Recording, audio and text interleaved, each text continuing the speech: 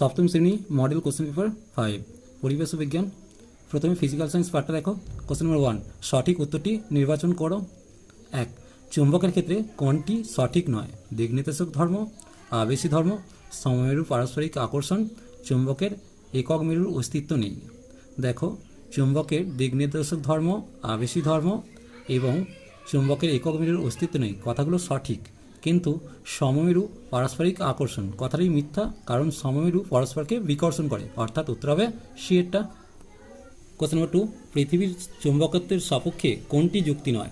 মাটিতে দীর্ঘদিন পুঁতে রাখা লৌহদণ্ড ক্ষীণ চুম্বকত্ব লাভ করে, পৃথিবী সব বস্তুকে তার কেন্দ্রের দিকে আকর্ষণ করে, অবাধে ঝুলন্ত কোনো চুম্বক উত্তর দক্ষিণে মুখ করে থাকে, পরিযায়ী কিছু কচ্ছপের গতিবিধি। এদের মধ্যে দেখো, মাটিতে দীর্ঘদিন পুঁতে রাখলে লৌহদণ্ড ক্ষীণ চুম্বকত্ব লাভ করে, এটা সত্য দেওয়া আছে। পৃথিবী সব বস্তুকে তার কেন্দ্রের দিকে আকর্ষণ করে, এটা ভুল দেওয়া আছে। সেটা দেখো, অবাধে ঝুলন্ত কোনো চুম্বক উত্তর দক্ষিণে মুখ করে থাকে, এটাও ঠিক দেওয়া আছে। পরিযায়ী কিছু কচ্ছপের গতিবিধি, এটাও ঠিক দেওয়া আছে। তাহলে উত্তর হলো কোনটা? বি এরটা। পৃথিবীর সব বস্তুকে নিজের কেন্দ্রের দিকে আকর্ষণ করে, এটা ভুল দেওয়া আছে। 3, প্রদত্ত কোন পদার্থটি তড়িতের সুপরিবাহী? প্লাস্টিক, কাঠ, চীনামাটি, অ্যালুমিনিয়াম। দেখে নাও, প্লাস্টিক, কাঠ, চীনামাটি এই সবগুলোই হচ্ছে কুপরিবাহী পদার্থ, একমাত্র অ্যালুমিনিয়াম হচ্ছে তড়িতের সুপরিবাহী, অর্থাৎ উত্তর হবে ডি এরটা। কোশ্চেন নম্বর আইভি, বিস্তৃত আলোক উৎসের ক্ষেত্রে গঠিত হয় প্রতিবিম্ব, ছায়া, প্রচ্ছায়া, উপচ্ছায়া। এদের মধ্যে দেখো, উপচ্ছায়া গঠিত হয়। কোশ্চেন নম্বর ভি, নাইক্রোম তার থাকে ফিউজ তারে, বাল্বে, ইলেকট্রিক ইস্ত্রিতে, ইলেকট্রিক কলিং বেলে। দেখে নাও, ইলেকট্রিক ইস্ত্রিতে নাইক্রোম তার থাকে, কারণ নাইক্রোম তারের গলনাঙ্ক উচ্চমানের হয় এবং রোধাঙ্কটা উচ্চমানের। উচ্চমানের রোধাঙ্কের জন্য ইলেকট্রিক ইস্ত্রি সহজেই গরম হয়, অর্থাৎ উত্তর হবে সি এরটা। কোশ্চেন নম্বর ভিআই, ছায়া পড়ার কারণ? আলোর বিচ্ছুরণ ধর্ম, আলোর প্রতিফলন ধর্ম, আলোর প্রতিসরণ ধর্ম, আলোর সরলরেখায় চলার ধর্ম। এক্ষেত্রে উত্তর হবে ডি এরটা। আলোয় সরলরেখা চলে, তাই ছায়া পড়ে, অর্থাৎ উত্তর হবে ডি এরটা।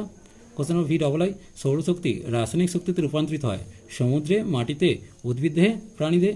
দেখো, উদ্ভিদ দেহে সৌরশক্তি রাসায়নিক শক্তিতে রূপান্তরিত হয় সালোক সংশ্লেষ প্রক্রিয়ার সময়, অর্থাৎ উত্তর হবে সি এরটা। Question number V triple I, magnetite নামক চৌম্বকীয় বস্তু আছে শামুক, কাক, মাছি, সাপের দেহে। উত্তর হবে কোনটা? শামুকের দেহে। 2 এর দাগ, সংক্ষিপ্ত দাগ 1 এরটা, সোলার ক্যালকুলেটরে শক্তির কী ধরনের রূপান্তর ঘটে? কারণ সোলার ক্যালকুলেটরে সৌরশক্তি পড়ে তড়িৎ শক্তিতে রূপান্তর হয়, অর্থাৎ আলোক শক্তি থেকে তড়িৎ শক্তি রূপান্তর হয়। কোশ্চেন নম্বর 2, তড়িৎ মজ্জার আকৃতি কিরূপ হলে তড়িৎ চুম্বক অধিক শক্তিশালী হয় ও কেন? দেখো, তড়িৎ মজ্জার আকৃতি ইউ আকৃতি হলে তড়িৎ চুম্বক শক্তিশালী হয়, কারণ ইউ আকারের মজ্জার মেরু দুটি কাছাকাছি থাকে। এছাড়াও দুই মেরুর সঙ্গে গোল মেরুমুখ লাগালে অধিক শক্তিশালী চুম্বক তৈরি হয়। কোশ্চেন নম্বর 3, আলোকরশ্মি প্রতিফলকের ওপর লম্বভাবে আপতিত হলে প্রতিফলন কোণের মান কত? দেখো, যেহেতু লম্বভাবে আপতিত হচ্ছে, তাই আপাতন কোণের মান 0 ডিগ্রি হয়, অর্থাৎ আপাতন কোণের সমানই হচ্ছে প্রতিফলন কোণ তৈরি হয়। তাহলে কি বলবো? প্রতিফলন কোণের মান 0 degree. Question number IV, fuse তার কি? দেখে নাও, বর্তনী অধিক তড়িৎ প্রবাহের হাত থেকে বর্তনীকে বাঁচাতে সীসা ও টিনের সংকর ধাতুর একটা তার জোড়া হয়, যার গলনাঙ্ক খুব কম হয়, একেই ফিউজ তার বলে। কারণ ফিউজ তারের গলনাঙ্ক খুব কম হয়, অধিক তড়িৎ প্রবাহ হলেই বর্তনী ছিন্ন হয়ে বৈদ্যুতিক সরঞ্জাম রক্ষা পায়। কোশ্চেন নম্বর ভি, কয়লা হলো এক গুরুত্বপূর্ণ ড্যাশ জ্বালানি। দেখো, উত্তর হবে জীবাশ্ম জ্বালানি। কোশ্চেন নম্বর ভিআই, আলোর প্রতিফলন ধর্ম দিয়ে তারাদের ঝিকমিকি ব্যাখ্যা করা যায়। এটা ভুল দেওয়া আছে, কারণ আলোর প্রতিসরণ ধর্ম দিয়ে তারাদের ঝিকমিক ব্যাখ্যা করা যায়। 3 দাগের প্রশ্ন দেখো, একটি বা দুটি বাক্যে উত্তর দাও। 1 এরটা, একটি রশ্মি দর্পণের সঙ্গে 40 ডিগ্রি কোণে আপতিত হলে আপতিত ও প্রতিফলিত রশ্মির মধ্যে কোণ কত? চিত্র এঁকে দেখাও। দেখো, আপতিত রশ্মি হচ্ছে এটা, প্রতিফলিত রশ্মি এটা। যেহেতু আপতিত রশ্মিটা দর্পণের সঙ্গে 40 ডিগ্রি কোণ করে আছে, তাহলে আপতন কোণের মান কত হবে? টোটালটা হচ্ছে 90, তাহলে 90 থেকে 40টা বাদ দেবো, কত পড়ে থাকছে? 50, অর্থাৎ আপতন কোণের মান 50। তাহলে প্রতিফলন কোণের মানও কত হবে? 50। তাই লিখেছি আপতিত ও প্রতিফলিত রশ্মির মাঝের কোণটা কত হবে? 50 + 50, 100 ডিগ্রি। 2 দাগের কোশ্চেন দেখো, অদৃশ্য আলো বলতে কী বোঝো? উদাহরণ সহ লেখো। সৌরবাণালীর পাল্লার মধ্যে থাকা যে বিকিরণ আমাদের চোখে দর্শন অনুভূতি সৃষ্টি করতে পারে না, তাদের অদৃশ্য বিকিরণ বা অদৃশ্য আলো বলে। যেমন এক্স রশ্মি, গামা রশ্মি, এগুলি সব অদৃশ্য আলোর উদাহরণ। চারের দাগ 3-4টি বাক্যে উত্তর দাও। এক একটা ইলেকট্রিক ইস্ত্রি কীভাবে কাজ করে?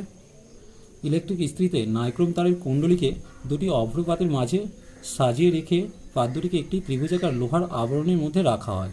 নাইক্রোম তারের রোধ খুব বেশি হওয়ায় এর মধ্যে দিয়ে তড়িৎ প্রবাহ হলে তারটি খুব উত্তপ্ত হয়ে ওঠে এবং লোহার আয়রনকে উত্তপ্ত করে। 2-এর দাগটা দেখো, চুম্বকত্বকে পদার্থের ভৌত ধর্ম বলা হয় কেন?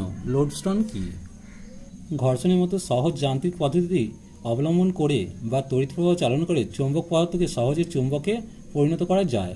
আবার আঘাত, উষ্ণতা বৃদ্ধি ও দীর্ঘদিনের অব্যবহার ইত্যাদির মাধ্যমে চুম্বককে অনায়াসে বিচুম্বিত করা যেতে পারে।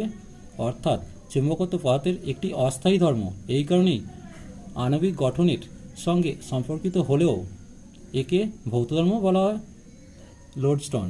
লোডস্টোন শব্দটি ইংরেজি শব্দ লিডিং স্টোনের অপভ্রংশ, যার অর্থ হল দিকনির্দেশক পাথর। ত্রয়োদশ শতাব্দীতে নাবিকেরা প্রাকৃতিক চুম্বককে কম্পাস হিসেবে ব্যবহার করে এর দিকদর্শী ধর্মের সাহায্যে সমুদ্রে দিক নির্ণয় করতেন। একেই লোডস্টোন বলে।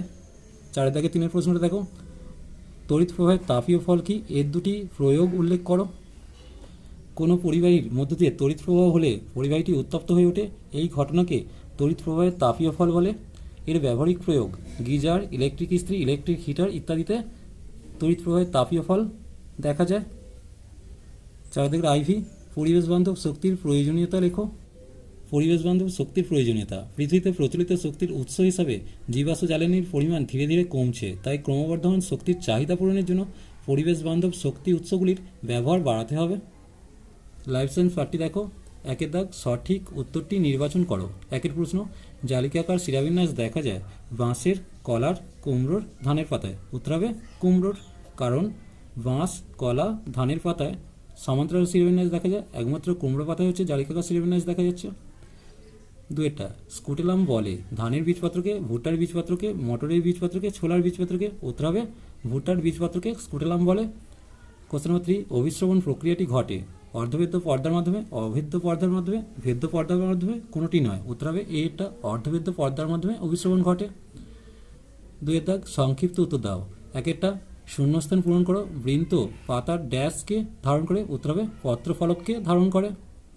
কোশ্চেন নম্বর 2, ঠিক বা ভুল লেখো। শিয়াল কাঁটা একটি সুষম ফুল। এটা ভুল দেওয়া আছে, শিয়াল কাঁটা সুষম ফুল নয়।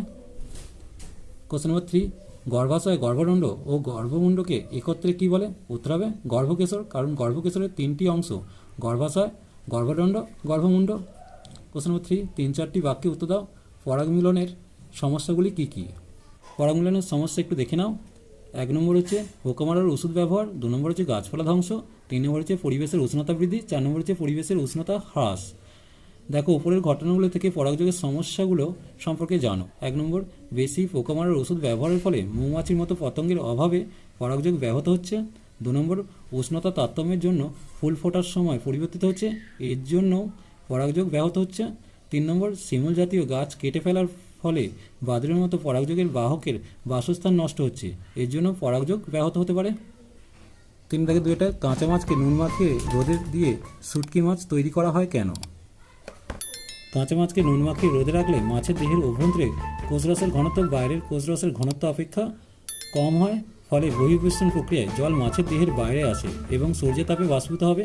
ফলে মাছ তাড়াতাড়ি শুকিয়ে যাবে। আজ এই পর্যন্তই। নেক্সট ভিডিও নিয়ে খুব তাড়াতাড়ি আসছি। তোমাদের যদি কোনো কিছু বুঝতে অসুবিধা হয় আমাকে কমেন্ট করে জানিও। আর কোন ধরনের ভিডিও বানালে তোমাদের সুবিধা হবে সেটা আমাকে কমেন্ট বক্সে জানিও।